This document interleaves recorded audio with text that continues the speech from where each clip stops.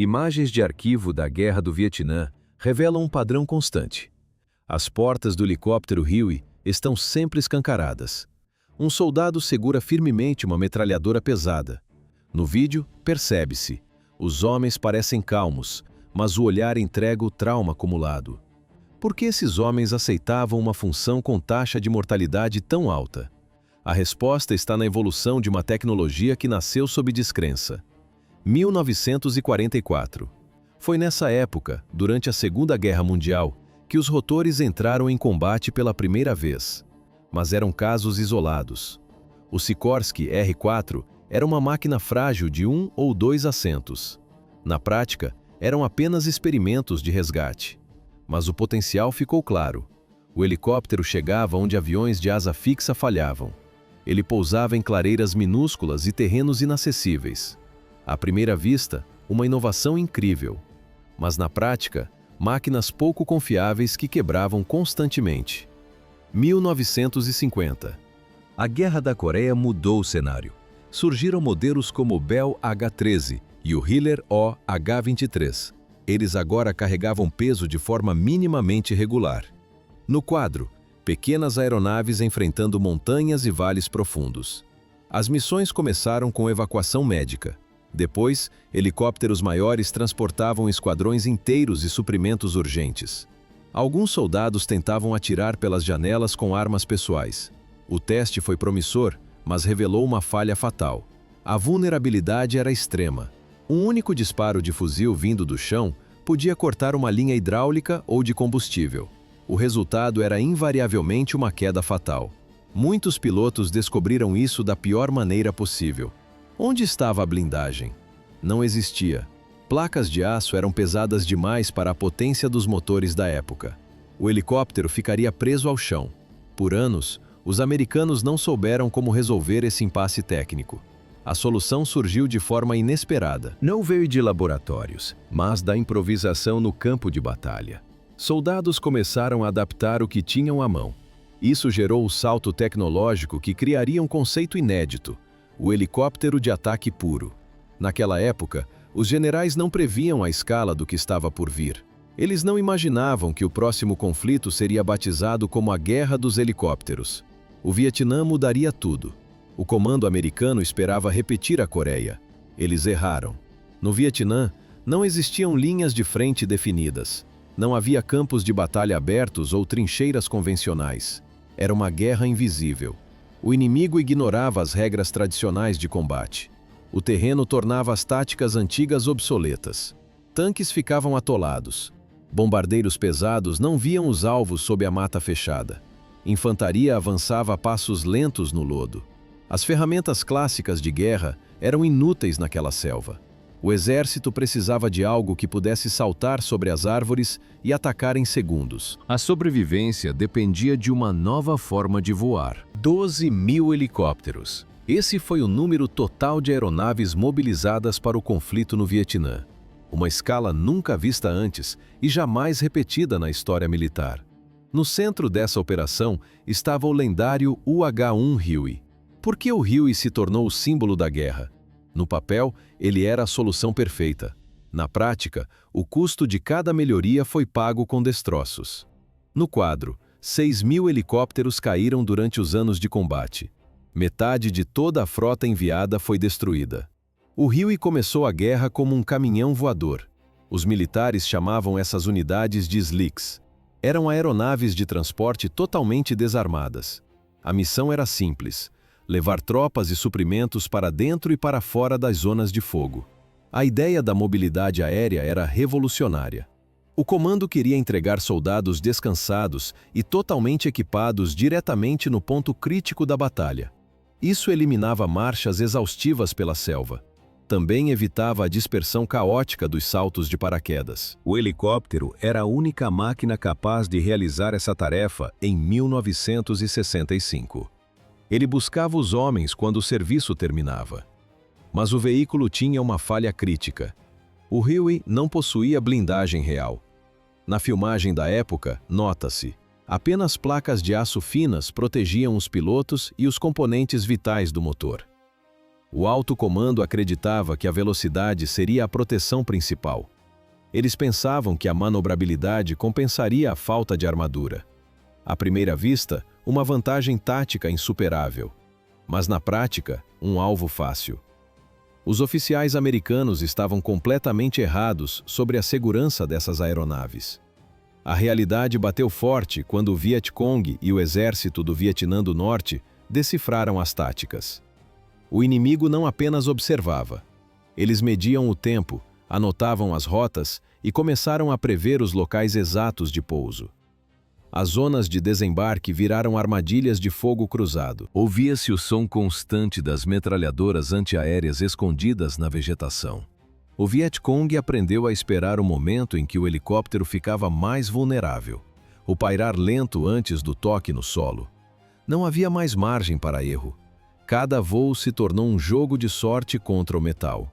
A guerra estava mudando o helicóptero na marra. 23 milímetros. Esse era o calibre dos canhões automáticos soviéticos que aguardavam nos arbustos. As forças inimigas montavam emboscadas milimetricamente calculadas para caçar helicópteros. Elas utilizavam metralhadoras pesadas e armamento antiaéreo leve fornecido pela União Soviética. Eram armas perfeitas para rasgar a blindagem fina das aeronaves americanas. Além dos canhões, o perigo vinha de todos os lados. Atiradores de elite, soldados com fuzis AK-47 e operadores de RPG esperavam o momento exato do pouso. Quando o helicóptero tocava o solo para desembarcar as tropas, ele se tornava um alvo estático no campo aberto. Naquele instante, a aeronave estava vulnerável. Por que os helicópteros eram o alvo principal? A resposta é simples. Eles eram a única linha de suprimentos. Os helicópteros carregavam tudo: comida, munição, equipamentos e soldados.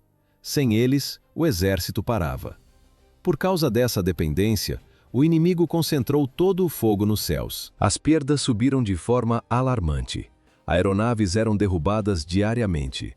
O comando do exército não apresentava uma solução imediata para o massacre. Diante da inércia dos superiores, os próprios soldados decidiram agir. Eles precisavam de um método de defesa que funcionasse na prática. No início, os helicópteros Huey voavam com uma tripulação mínima. Havia o piloto, o copiloto e um chefe de equipe na parte traseira. A primeira tentativa de defesa foi rudimentar. Os tripulantes usavam suas armas pessoais para atirar contra as árvores e tentar suprimir o fogo inimigo. A evolução lógica não demorou. Os soldados removeram as portas laterais dos Hueys. As portas eram pesadas e não ofereciam proteção real contra projéteis. No quadro visual, o helicóptero voa totalmente aberto, expondo a cabine. O chefe de equipe passou a carregar uma metralhadora M60. No começo, o soldado disparava com a metralhadora apoiada no colo durante as manobras de pouso e decolagem. Ele despejava munição sobre posições suspeitas para manter o inimigo escondido. O sistema funcionou.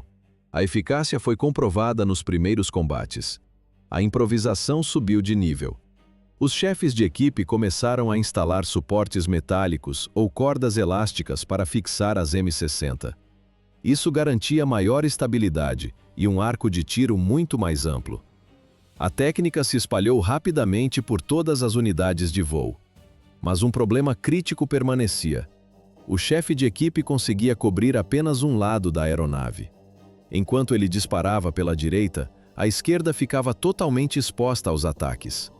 O helicóptero ainda tinha um ponto cego mortal. Foi nesse momento que surgiu uma nova mudança. O quarto homem, o artilheiro de porta, também conhecido como Shotgun Rider. Ele cobria o flanco cego da aeronave com uma metralhadora extra e oferecia proteção ativa imediata aos Hueys. Parecia apenas mais um soldado, mas as estatísticas diziam o contrário.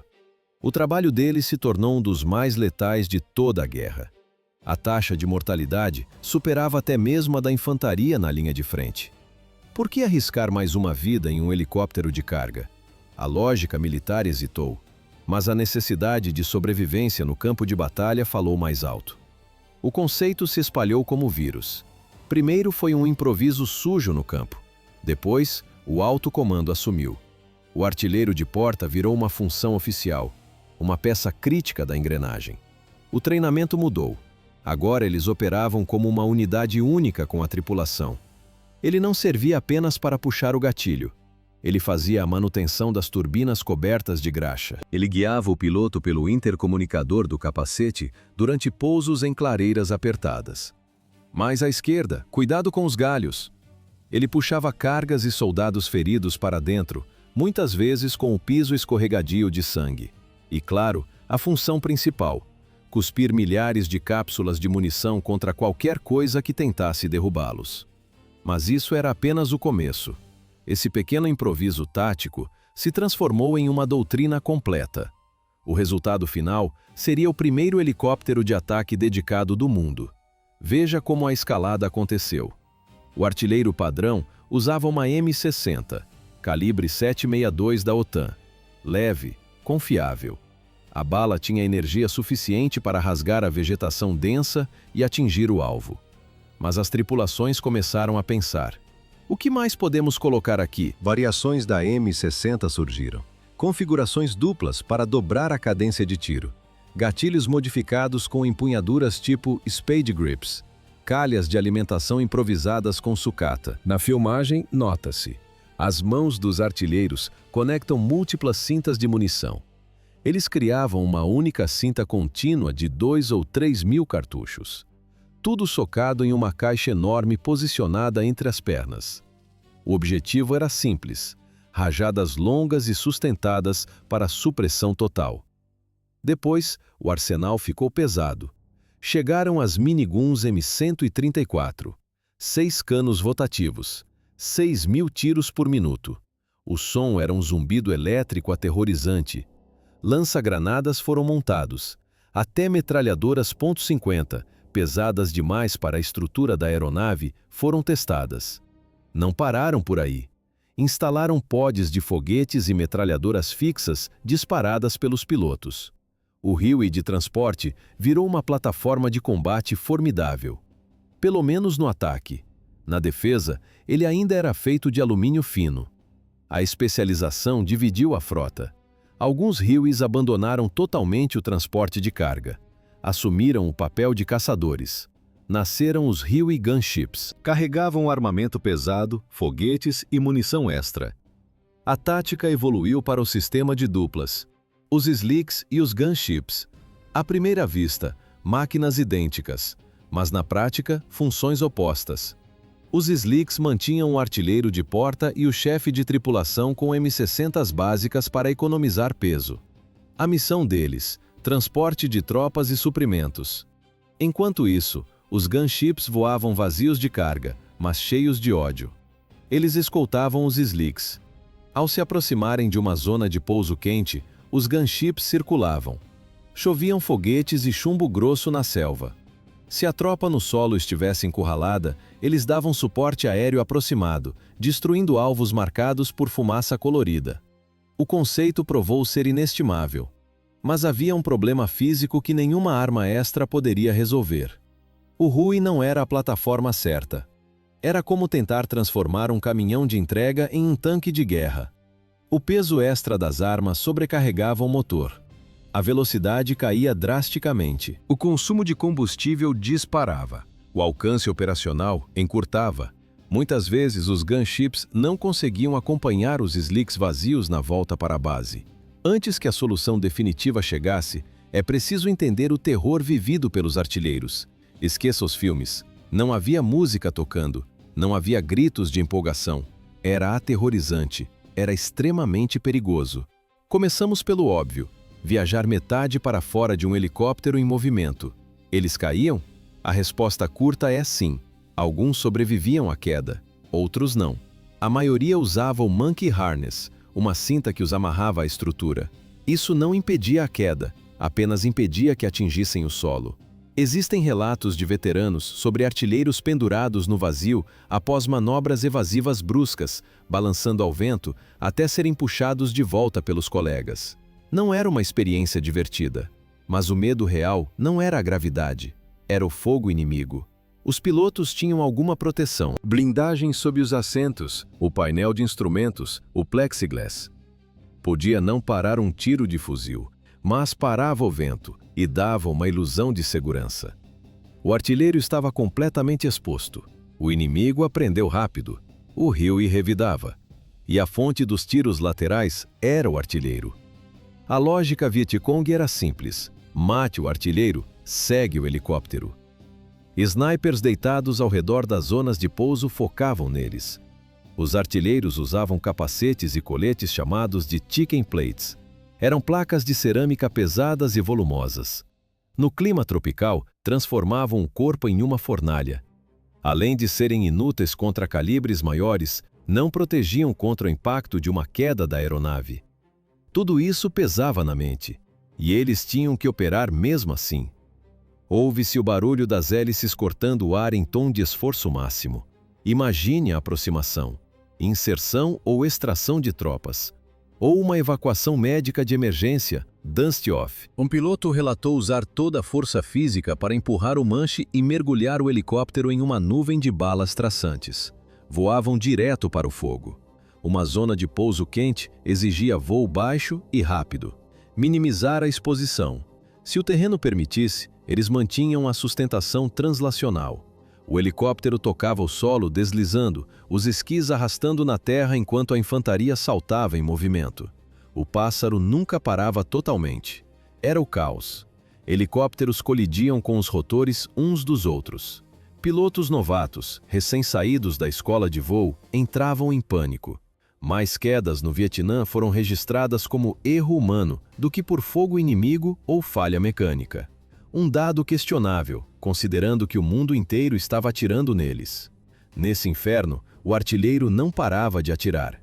Muitas vezes, continuavam atirando mesmo depois de serem atingidos. Sabiam que eram a única defesa da aeronave. Alguns morriam com o dedo no gatilho. Gary Wetzel, 8 de janeiro de 68. Ele era artilheiro em um Huey inserindo tropas. Um RPG inimigo atingiu a aeronave. A explosão não apenas derrubou o helicóptero, ela quase decepou o braço de Wetzel e destruiu o lado direito do seu corpo. Mas ele não parou. Apesar dos ferimentos brutais, Gary rastejou de volta para sua metralhadora nos destroços fumegantes. Abriu fogo contra o inimigo que avançava para executar os sobreviventes. Ele protegeu os homens caídos até perder a consciência por perda de sangue. Acordou momentos depois. Arrastou os sobreviventes para uma cobertura. Desmaiou novamente. Ele perdeu o braço, mas sobreviveu. E recebeu a medalha de honra. Inúmeros outros artilheiros receberam condecorações por atos de bravura insana. Sobre o ato de atirar. Não era videogame. A câmera registra. A metralhadora trépida violentamente. O cenário passa em um borrão.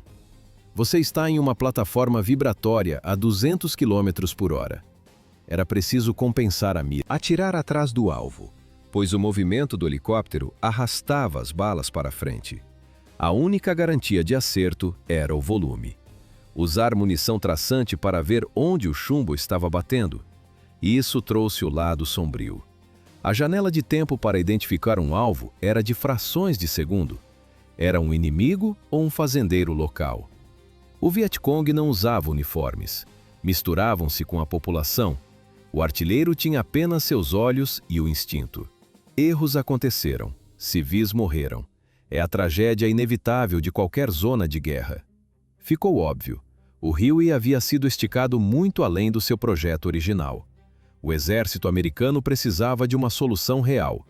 O conceito de gunship funcionava, mas a máquina estava errada. Era hora de parar de adaptar e começar a construir. 1967.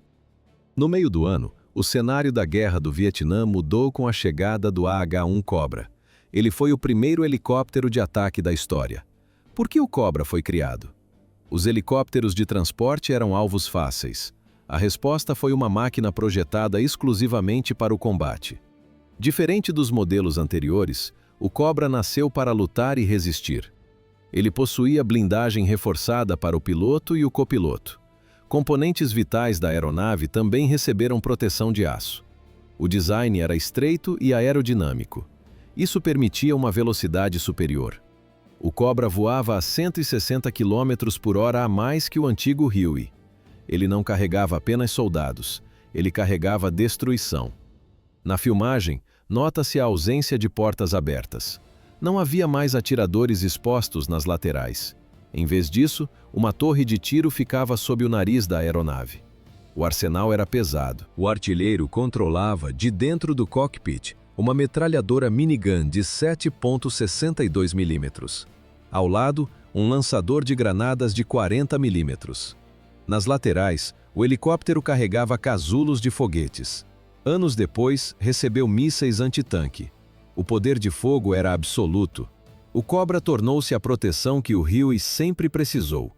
Ele escoltava os helicópteros de transporte e limpava as zonas de pouso com fogo pesado. Durante a inserção ou extração de tropas, o Cobra circulava o perímetro. O alcance do Cobra era maior. Ele permanecia no local para apoiar a infantaria em solo por muito mais tempo. Mas essa inovação teve um preço alto. Mais de 2.700 atiradores de porta morreram em combate antes do Cobra chegar. Esse número inclui também os chefes de equipe, que acumulavam a função de atiradores. À primeira vista, uma inovação tecnológica. Mas na prática, uma solução que custou milhares de vidas. Assim terminou o ciclo de vulnerabilidade no ar.